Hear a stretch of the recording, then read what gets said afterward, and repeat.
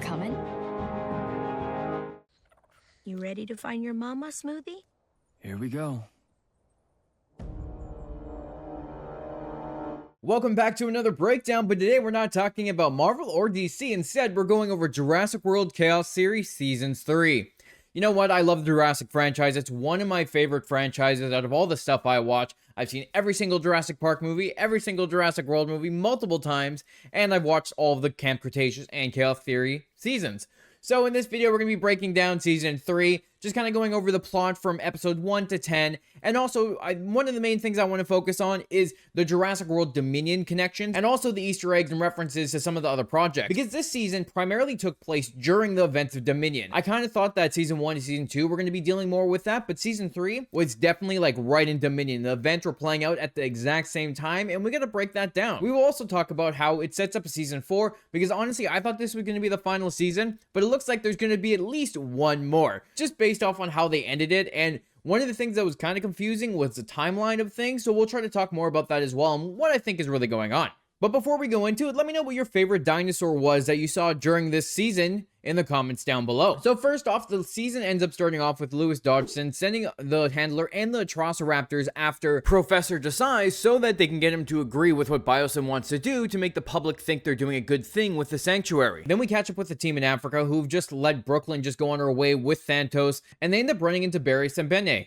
which is the character we've seen in all the Jurassic World movies. He's Owen Grady's friend, and he was the one that helped train the Velociraptors during Jurassic World. He tells them he's going to bring them home, but instead he's bringing them over to Munich because they were really making it seem like Barry thought that the group was actually part of the dinosaur smuggling ring. So he was bringing them to Munich to question them, which I think in the end of the day, I think he just wanted to find out all the information they had on Santos and all the black market stuff that's going on. They weren't trying to arrest them or anything, but the kids got suspicious. They were worried.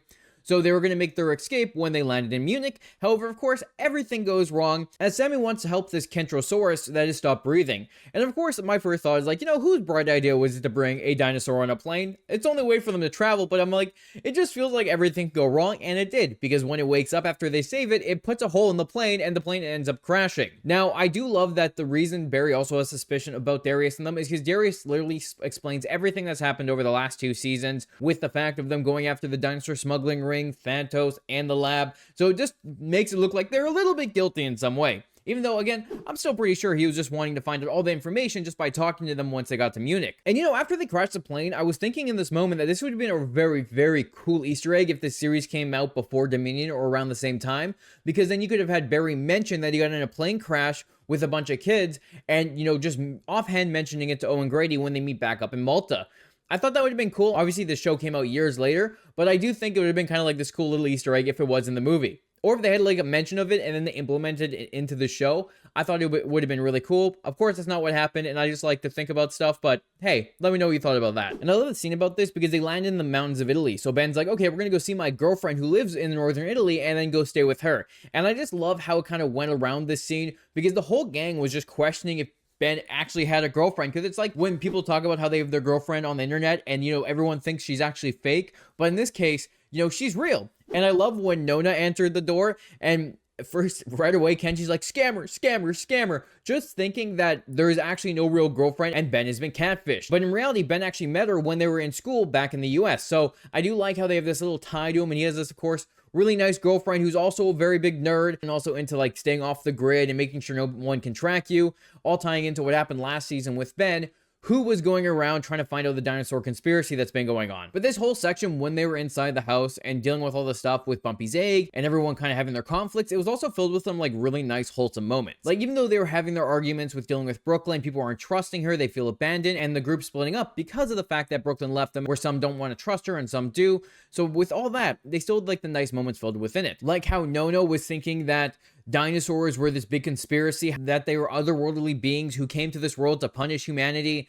But in the end of the day, after Bumpy's egg hatches, the name is Smoothie, and Nona finds it, she ends up bonding with the creature. She likes the little dinosaur because she sees how much it means to Ben and Kenji. She understands its importance and knows that it's something to take care of. And I just like how after all of it, where the kids think that they're going to kill this dinosaur, she actually bonds with him. It's like this really nice wholesome scene. Also, when it comes to Smoothie, this is like the most adorable dinosaur we've had since Bumpy, and I loved every moment of it. If anything happens to Smoothie, I am going to burn the world down because it's just so goddamn adorable. And I also just really like how Kenji bonds with Smoothie, because Kenji, after being abandoned by Brooklyn, feeling like he's been betrayed, he bonds with Smoothie like how Ben bonded with Bumpy. So it's like this really nice moment to show that Kenji has someone in his life to have something to care about, and also to be a parent with Ben to take care of this baby dinosaur and raise it to bring it back to its actual mother. And it's just really nice to see how much Smoothie means to Kenji. And they honestly never stop with the adorable stuff that goes on with him, because later in the season, Gia makes a little knitted hat for him with the ears. Oh my god, it was so adorable and I loved it. But then it leads to a very sad moment because of Smoothie going and running away after Nona lets him out to pee. Like, it just feels like, it's this moment. You have Smoothie going out, you're treating him like a dog, letting him go out to the washroom, you're not thinking much about it, but then all the kids blame her about trying to get rid of the dinosaur, and I felt really bad for her because she was just trying to do a nice thing, taking care of the animal, but the kids did not see it that way right away, which ends up leading to their confrontation with the Pyroraptor that we saw during Jurassic World Dominion. The raptor is coming to the town looking for food. It took out a guy that was trying to feed his dog, and then it's slowly walking around until the group find it while they're looking for Smoothie. But then it leads into this nice moment of Nona being the hero, going to save Smoothie, and this nice moment of her trying to, save the day, even though I was kind of worried they were going to kill her at some point, because it's like, you put her in front of a dinosaur, it would be a very tragic thing for the gang to go across, and also Gia to lose her grandmother, especially because both Kenji and Gia were blaming Nona for getting rid of the dinosaur. They never wanted it, and I felt really bad because Gia had this really big moment with her grandmother about blaming her and making it seem like she was the bad guy, even though Nona was just trying to do the right thing by letting the animal out to go pee. Plus, Kenji was blaming her as well, which, again, I just felt really bad for it all going down, and she didn't deserve any of it. But she didn't end up dying, thankfully, and then they had this great moment of Nona understanding and saving Smoothie, and it's just, like, overall really well done. We even get within these moments with the Pyroraptor, the Darius talking about how there is no dinosaurs with feathers, and talking about how someone might have been creating more of them, which is what Biosyn was doing at the sanctuary. They were creating new dinosaurs, like how they were creating the Giganotosaurus. No idea to pronounce it right, but they were creating more dinosaurs that weren't in the other parks and weren't released into the world after Fallen Kingdom. And I do like after the Pyroraptor is captured by the Handler and the Troceraptors, which I actually thought in the trailer was the Pyroraptor working with the Troceraptors. I thought they trained it, but it was just them capturing it to bring it back to Biosyn. But I loved after the moment where Kenji goes to see Nona, and they have this really nice heart-to-heart moment where Kenji hugs her and realizes that Nona actually cared about Smoothie. Like, just, again, another wholesome moment. They really had these really good moments with Smoothie in this series, and I can't wait to see more of them in the next series when Season 4 comes out. Plus, I honestly just love the little adventure he went on as he's wandering through the town, and somehow no one's noticing this little Ankylosaurus walking around. It's really small, so I guess it makes sense no one noticed him, and he just went on this little adorable adventure looking for food. During these sections, too, we also hear about Professor Desai for having dominion over all dinosaurs, like Jurassic World Dominion. Biosyn wants to have control of all of them so they can bring them over to the sanctuary so that they can run their tests, do their experiments, but also create more dinosaurs. Now, I like how they did this because it just shows how Biosyn has been trying to get their influence around the world by threatening people and using the Troceraptors to scare people into listening to them, which just shows them up as like that classic evil billionaire trying to run things. When we catch up with Brooklyn in this series, we find out she's going to Malta with Thantos, which is the area where Owen and Claire go to try to find Maisie and Beta after Biosyn has captured them. That's also where the whole dinosaur black market is. And we're just continuing to follow Brooklyn as she tries to take Thantos down from the inside, learning everything she can, as well as trying to take down Biosyn and the stuff they've been doing behind the scenes. Now, one of the things I wasn't expecting, though, was that Dodgson was actually behind the black market in the catacombs in Malta. Like, that was something that I didn't really see coming. I thought Thantos was primarily part of it, and then Dodgson was just working with her to get these dinos, which, of course, it kind of did still happen because Dodgson did pass over Thantos the black market, and it was setting up her becoming this criminal underworld leader. In the end of the day, they didn't really play out that well for her. However, they were definitely setting up Biosyn being a little bit more evil than we've really seen, and more setting up the criminal ties they have that they didn't show as much in Dominion. We even find out that the Handler worked for Dodgson and Santos, and that's why she had the Troceraptors in Season 1, is because her and Thantos was working together with Biosyn to get those trained Troceraptors to be those living weapons that they can use to scare and intimidate people and also murder people when they wanted to. And we even had the Handler try to go after Brooklyn because she knew who she was, because of the events of Season 1 where she went after Brooklyn in the first place, and Brooklyn ended up losing her arm. This is also part of the series where we get to Biosyn trying to get their hands on the valley and the sanctuary by convincing the Italian regional counselor to let them do it, which most likely means that they weren't allowed to do stuff in the valley, or at least maybe they were limited to what they were doing there. However, they were doing what they weren't supposed to from the very beginning, and then they had to convince them to keep letting them do it so they could build their dino sanctuary so they can keep experimenting and creating more dinosaurs. Plus, in the end of the day, they end up killing him by sending the Velociraptors after him. But like, yeah, I kind of wonder what's going on in the political side of Italy and how they were able to continue maintaining their facility there. But I guess they must have paid someone off after taking out one counselor. They're like, okay, we'll let someone else try it. We'll work with someone else to make sure we can continue doing what we're doing. Now, as we move forward, we do have Brooklyn walking around the black market, looking for more info, trying to get the details she needs to take down Biosyn and Santos. And she ends up running into Davi, who's investigating the black market himself, which he knows who Brooklyn is, and he sees what she's doing, kind of understands. But he's a little too persistent, and I think that too persistent part would have gotten killed way sooner if Brooklyn wasn't there. However, that's what ultimately leads to Santos finding out about Davi and how he's been following Brooklyn, and then sending the handler to take him out, which ends up with the conflict of the handler versus Brooklyn, and then the ultimately conflict of them working together, and then you're just kind of going all to hell for the handler and Santos. Now, you may be wondering why I've kind of skipped over some of the stuff that's specifically about Jurassic World Dominion, and that's because I want to talk more about that in its own section. So we're just kind of basically going over the plot, summarizing some of the stuff I have thoughts on, and then we'll go to the more bigger stuff later in this video. Which, continuing that, this is where we find out that Santos wants to retire the 4 Velociraptors and sell them off, which is why during Jurassic World Dominion, we see her selling all 4 of them, and then they end up escaping and then going after Owen, Barry, and Claire. We even see Brooklyn filming a video of using the Velociraptors because Santos was using that to sell it to the buyer. So just showing, how this sale went down, the behind the scenes that we never saw in the movie, and just showing how it's all connected to Santos trying to make her criminal underworld and, have people come to her to buy dinosaur weapons from her. And we even have Davi walking around and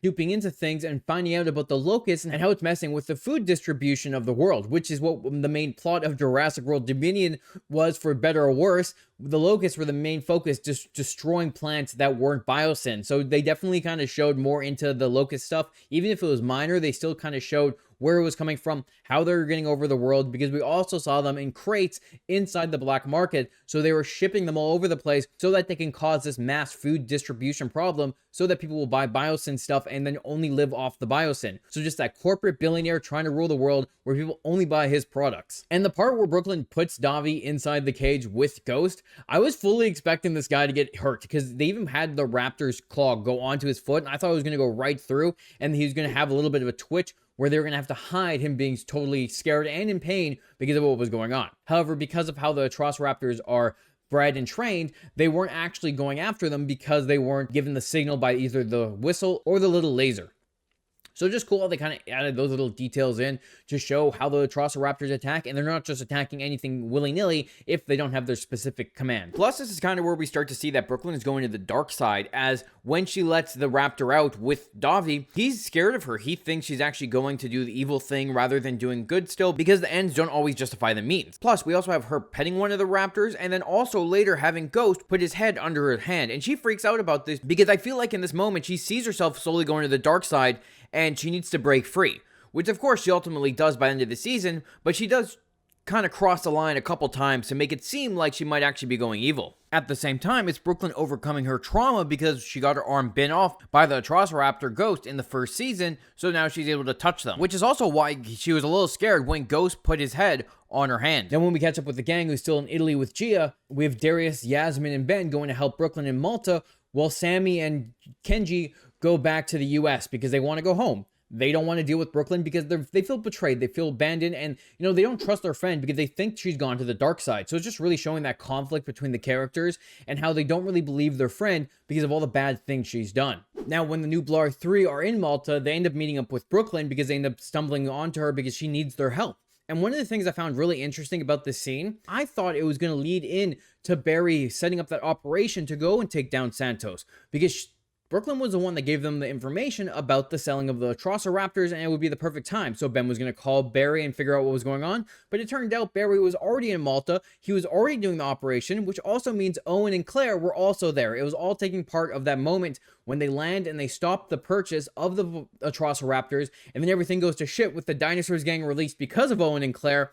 And I thought it was really interesting how they implemented that in, but I thought they were going to do a little tease that Ben was the one that set up the operation to help Barry track down Thanatos, and that's how it was going to go down. On the other hand, with Sammy and Kenji, they're going back to the airport, but they end up running into the Pyroraptor who had actually escaped the vehicle, which it turns out Biosyn was actually using a remote piloted car, which I think is a terrible idea if you're trying to transport a dinosaur. It feels like you should have at least someone there to be able to control the car if the thing goes apeshit inside the vehicle, which it did, and that's why it escaped. But it's also where we find out that Biosyn has actually captured a bunch of other dinosaurs, which makes sense for their sanctuary. Like, we have Sammy looking at the tablet that shows us the Majungasaurus, which I have a feeling it's the same one we saw last season that was on the boat with them, which would just be a cool reference to the previous season. We see a Carnotaurus, we see a Beckel Spinax, a Stygimoloch, a Pteranodon, a Paralophosaurus.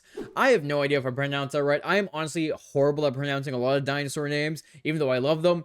But it is really cool to see, what's going on here. And that's also when we get to see our first locust as Gia runs into one as it lands on the top of her car. Just setting up how the locusts are starting to be around. After last season, Ben was talking about locusts appearing, and now we're actually seeing them appear in this series to tie back into the events of Jurassic World Dominion. And this is where they go to track down the Pyroraptor. We have this really cool scene of them doing snowmobiling to save the people from getting killed by this Pyroraptor as they're trying to scare it away. And I love that Sammy just freaking rams into this thing and sends it flying. Like, it's a really fun scene of them just doing something that they weren't planning to do, and they were actually just trying to leave it all behind.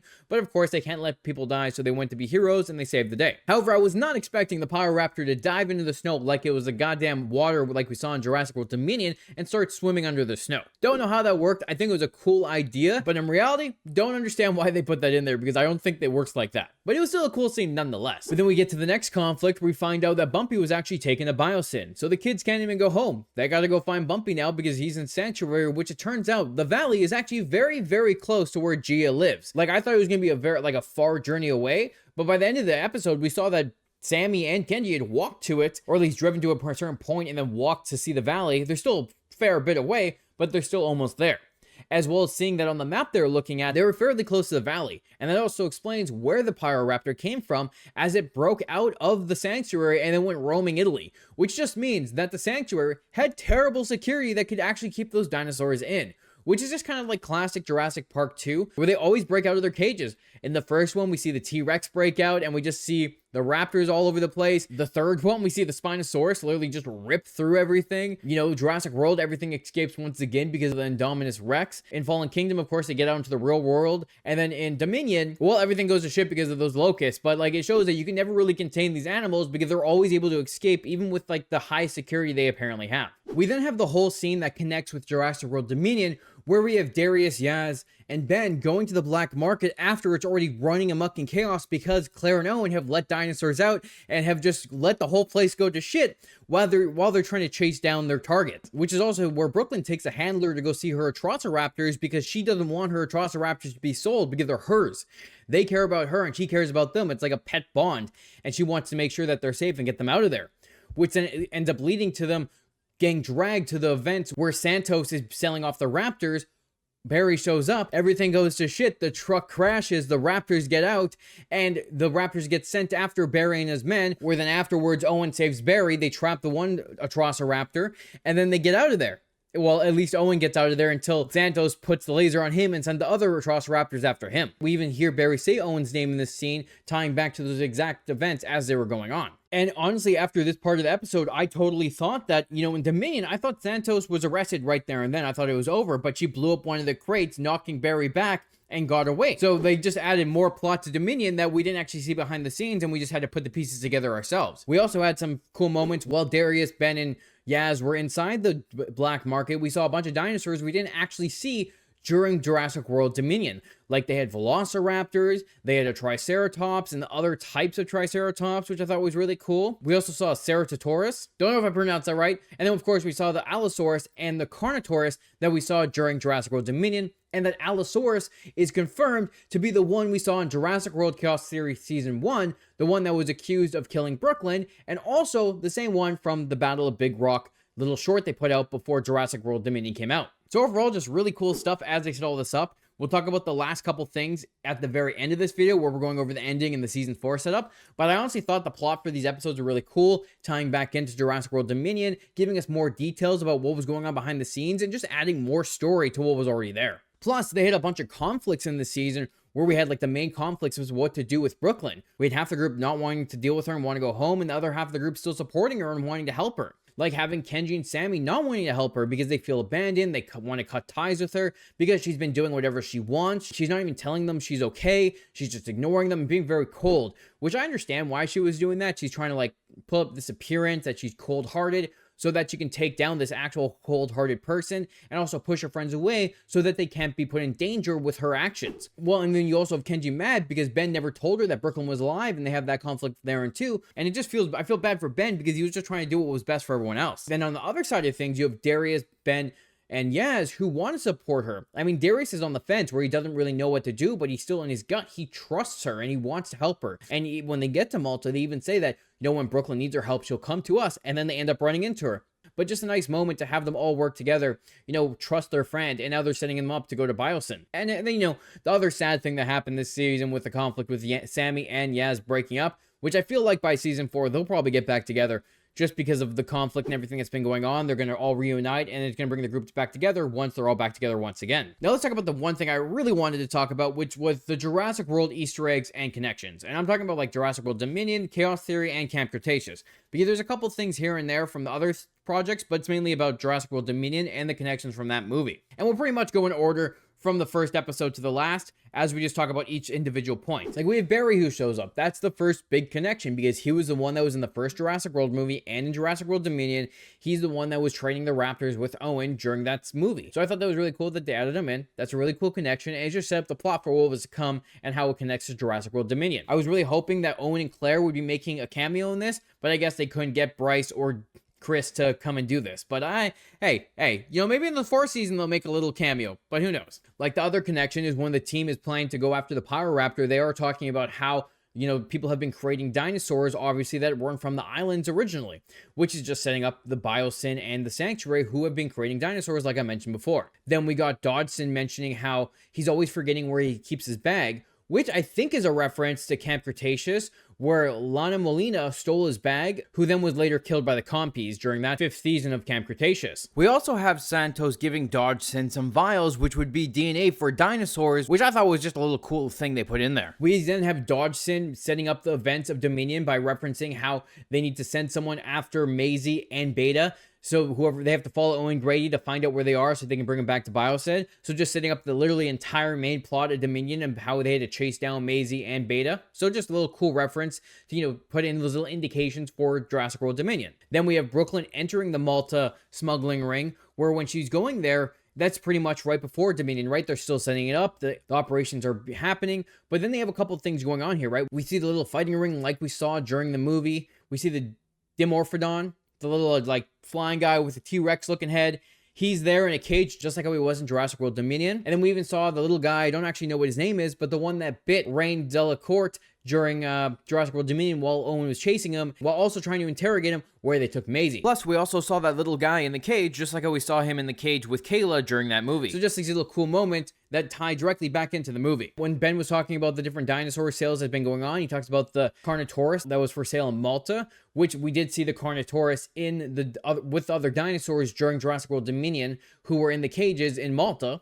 Then they talk about the Dimorphodon, the T-Rex looking head flying guy. I didn't think this was a reference to anything other than them just mentioning how in the beginning of the season they were going to go to Munich, so I think that was the only little Easter egg there. And they even referenced the Stygimoloch, the headbutter guys, that 2 of them had destroyed a carnival in the US, which I feel like could have been a reference to the first season where they did break out those 2 that were kept in that very sketchy carnival. So that's a kind of little cool thing I noticed there. And then also with Santos wanting to retire the 4 Atrociraptors, that's just setting up the sale that we saw in Jurassic World Dominion, where she was selling all 4 Atrociraptors. Davi references how the locusts are destroying the food supply, which is just a reference to what's going on in Dominion, how we first saw in the beginning of the movie, that the locusts came and destroyed all those crops, just setting up the whole ecological damage that these locusts are doing. Which, speaking of locusts, we end up seeing the one on Gia's car, which sets them coming around, and then the other ones that were in the black market crates. When Ben is not able to get a hold of Barry, I'm pretty sure this is going on exactly when Claire and Owen show up and start disrupting their operation as they go into the black market, because we also get a scene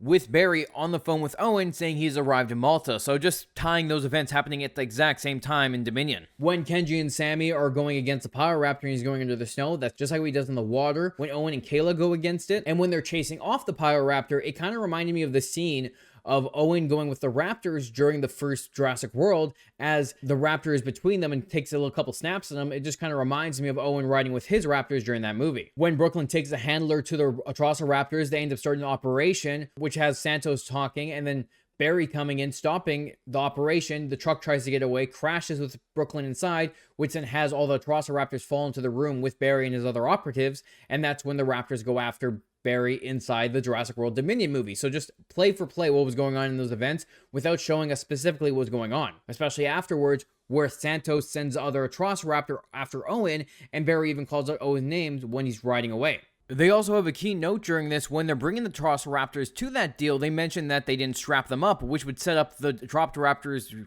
falling out of the truck because of the crash. Just like how we have all the dinosaurs running loose, that's because Claire and Owen, when they were going and causing all that chaos within the black market, it set all those dinosaurs loose, like the Allosaurus and the Carnotaurus, and setting up everything that went on there. And that's why the dinosaurs were running all around, and Darius and them had to get away from them. And then when Darius and Ben were looking down the tunnel and the dinosaurs started coming towards them, it reminded me of the end scene of Jurassic World Fallen Kingdom, where all the dinosaurs are running away from the Lockwood Manor. When the locusts were surrounding Darius and the rest of the group inside that glass box, it reminded me when Ellie Sattler and Alan Grant were inside the locust pen inside Biosyn facility, with them kind of going all over the place. At least that's what I think it could have been a reference to. I think it's just a cool little Easter egg or nod to that. On top of it, when Ben is grossed out by the locusts, they mention how he used to eat grub when he was lost in Jurassic World, which takes place during the events of Camp Cretaceous, where they thought he died and he was living on the wilderness with Bumpy. The Ceratosaurus that they have in the black market was referenced during the Jurassic World Dominion site they had and how it was captured. You know, that if you remember that website they made so that they can show the different dinosaurs being captured around the world or being sighted,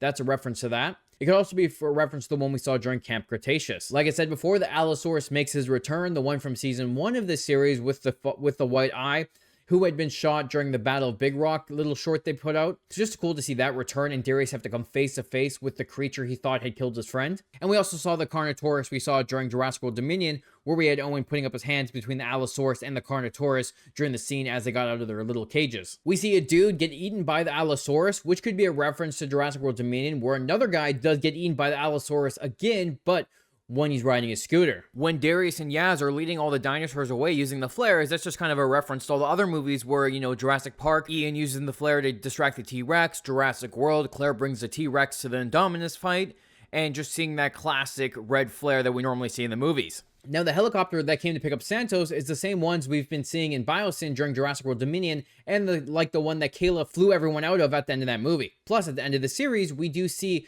the Atrociraptors versus the Carnotaurus, which could be a reference to the Velociraptors attacking the T-Rex during the first Jurassic Park movie, as well as the Velociraptors and the T-Rex going against the Indominus Rex during Jurassic World. But now let's jump into the ending and talk about season 4 setup. Because at the end, we had the Handler versus Santos and the fight to who had control over the Atrociraptors. First of all, we have Santos trying to take out the Handler by having Red going in to attack the Handler, betraying her master. But then after doing that, the other Atrociraptors all show up, which it turns out they all didn't die during Jurassic World Dominion. When that movie, we saw Red get locked up, we saw Ghost fall to the goddamn plane, we saw one of the other ones get clotheslined by Claire, and we just saw the other one fall down when he was chasing Owen Grady. So I was actually shocked to see them all survive everything that went on. Honestly, I just thought that Ghost and the one that got clothesline died, but I guess they're stronger than they look and they can also swim. But then we end up seeing that the Handler actually has more control over the Atrociraptor, because they did mention during the season that, like, would the Atrociraptors have more of, like, follow the nurture, or would they follow the commands of their laser? But in the end of the day, Santos lost, and the Raptors all worked together to save, I guess, the person they saw as maybe like a mother, because the Handler had raised them and trained them to listen to her whistle and all of that. Which is when we find out that Biosyn has actually been training more dinosaurs than just raptors, and that the Carnotaurus has been able to be controlled by that laser as well. Which was something I was not expecting, and it's kind of cool that they implemented that, showing that they didn't just have raptors, they had other large carnivores as well. So I thought that was pretty interesting because, you know, they didn't address it in the movie, but they put it in the show. And then we had that fight of the raptors versus the Carnotaurus, where Ghost ends up getting murked because of the Carnotaurus. I was actually kind of sad for the raptor to die because you could see how much the handler cared for him and that the handler didn't want to see her children die. But then the handler speaks and gets eaten. I was not expecting that. We went 3 seasons without this handler speaking whatsoever. She seemed to be mute, but the only time she was able to speak up was when her raptor had died and she had enough of it, which was really interesting. The handler just gets eaten right there and then, and the velociraptors were like, okay, you know what? I'm out. I'm not dealing with this, and they all left. Like, I thought that was kind of interesting to see kind of how they dealt with that. The handler got taken out, and then Santos tried to get Brooklyn to take out her own friends, which then ends up having her just threaten them, make it seem like she was the bad guy just to stall time so that Barry and Ben and them could come in to take down the Carnotaurus and capture Santos, setting up the whole idea where Santos gets properly taken down this time, and now they're going to Biosyn to take down Biosyn. Because that was the whole point of the Dominion movie, was them taking down Biosyn as well as they let the whole place go to ruin. So it really makes me wonder how they're going to tie in season 4 to those events of them being in the sanctuary, because of Lewis Dodgson trying to eradicate the locusts, having Owen, Claire, Maisie, Alan, Ellie, and Ian all there, and then tying into those events as well. Where at the end of the day, they're making it so everyone's going to the sanctuary. Kenji and Sammy are going there to find Bumpy so that Smoothie can be reunited with his mom. But then Darius, Yaz, Brooklyn, and Ben are all going back there to Biosyn to take down Biosyn and make sure that they show the world what they've been doing and how they've been causing these locusts, they're causing these environmental disasters, and how they're creating more dinosaurs and selling to the black market, and just setting up all the shady stuff they've been doing. So what it feels like it's going to be happening is that when they're going to Biosyn, Kenji and Sammy are going to be on the ground trying to find them, running into the big dinosaurs that are all over the sanctuary, like the T-Rex, the Giganotosaurus, and the Cerazinosaur, and the one with the big long claws. So they're going to be running into those, as well as the locusts being set loose and causing the whole place on fire. So I feel like what's going to be going on is that Darius and them are going to be inside the Biosyn facility looking around for stuff. They're going to see everything go on. They're going to find out that Sammy and Kenji are there. They're going to try to meet up with them. And while this is all going on, the events of Jurassic World Dominion with Owen, Claire, Maisie, Ian, Alan, and Ellie are going to be happening, with them trying to escape, them capturing Beta. And, you know, we may even see a little cameo of Beta and Maisie at some point running around the facility when Darius and them might see them as well. So I feel like the end of that series will be them leaving the sanctuary after making sure that Bumpy is alive and letting them live out their life in that sanctuary. Either that, or they're going to talk to someone to get Bumpy back to the United States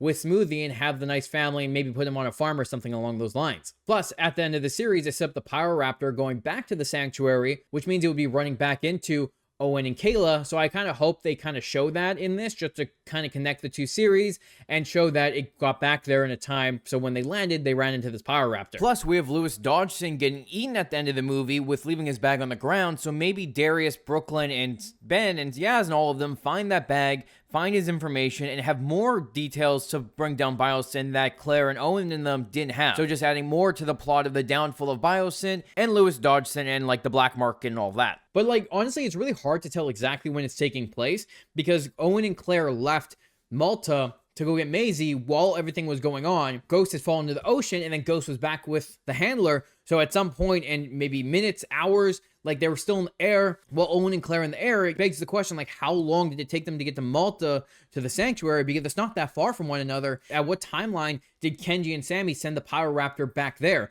Because if it was only a span of a few hours, that means the Power Raptor moved fairly quickly to get back to where it was supposed to be. That when Kayla and Owen crash landed into the icy water there, the Power Raptor would have came out at the exact same time. And then with Darius, Ben, Brooklyn, and Yaz going on the little helicopter to Biosyn, it makes me wonder, like, when they land there, like in between the time, what's going to be happening? Where's the Jurassic World Dominion group going to be? And when is the Locust going to set everything on fire? Because it's kind of hard to tell, like, it's all, it seems like it's in the span of a day when they're there, but they never really give us a timeline in the movie. So I'm kind of curious to see how they're going to fit these things in, because it feels like it just has to quickly happen. Will all these events just go to complete chaos? Which I feel like makes sense. It's going to go into complete chaos anyways when we get into the next season, because of everything that happened during Jurassic World Dominion. But let me know what you thought in the comments down below, what you think is going to be happening in season 4, and if you picked up any other Easter eggs and references from the Jurassic World franchise. I really hope you guys enjoyed this video. Let me know what you think, and if there's anything else you want to talk about, we can talk about in the comments down below. below. And if it's a big enough topic, we can make another video on it. I hope you guys enjoyed. Make sure to hit the like and subscribe button. I'll do these kind of different breakdowns every once in a while, even though I mainly do Marvel, DC, and anime. Even with some of my favorite franchises, I still want to cover some of this stuff. And because I love the Jurassic World franchise and the Jurassic Park franchise, I just want to talk about it. So I hope you guys enjoyed this video. Thanks for watching, and I'll talk to you later when it's time to break down another movie or TV show.